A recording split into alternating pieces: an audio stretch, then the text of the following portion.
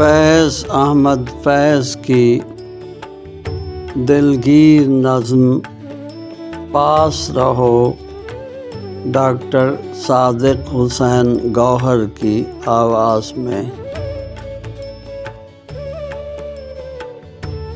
तुम मेरे पास रहो मेरे कातिल मेरे दिलदार, मेरे पास रहो। जिस घड़ी रात चले आसमानों का लहू पी के स्याह रात चले। मरहमे मुश्क लिए निश्तर अलमास लिए, बैन करती हुई हंसती हुई गाती निकले। दर्द के कासनी पाजेब बजाती निकले।